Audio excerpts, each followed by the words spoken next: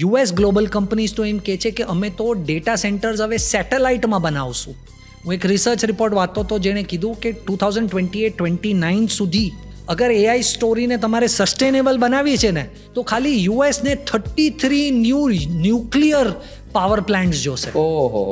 તો એનર્જી ક્યાંથી આવશે?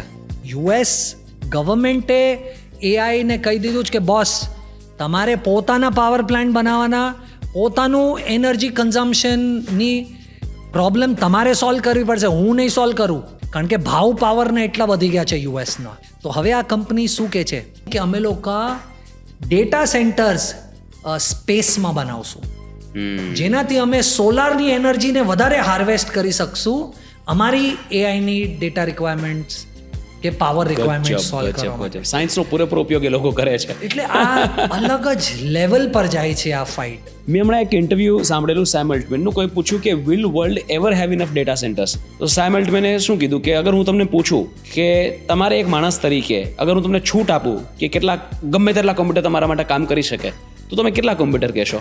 7-8 તો નહીં કહો, યુ વુડ સે 1000. એક સમય એવો આવશે કે 8 billion people on the earth, એ બધાને એવું જોઈશે કે મારા માટે 1000 કોમ્પ્યુટર કામ કરે. તો world can not have 8 trillion computers. એની માટે ડેટા સેન્ટર દુનિયામાં જગ્યા જ નથી. એટલા માટે સ્પેસમાં અને એટલા માટે બીજા પ્લેનેટ્સ કોલોનાઇઝેશનની વાતો થાય છે. એ અતિશયોક્તિ નથી કે એ રિક્વાયરમેન્ટ છે. એટલે આજે તમને ને મને ખબર જ નથી કેમ ઇલોન માસ્ક આટલા ટાઈમથી કહે છે કે હું તમને માર્સ પર લઈ જવાનું પ્લાન કરું છું. And we're going to take Doge to Mars. આજથી 5 વર્ષ પહેલાં લોકો એને પાગલ સમજતા હતા. મને એમ લાગે છે આજથી 10 વર્ષ પછી આપણને ખબર પડશે કે આજથી 10 વર્ષ પહેલાં શું કામ લોકોએ આ બધું ચાલુ કરેલું. I think it's a very evolving business.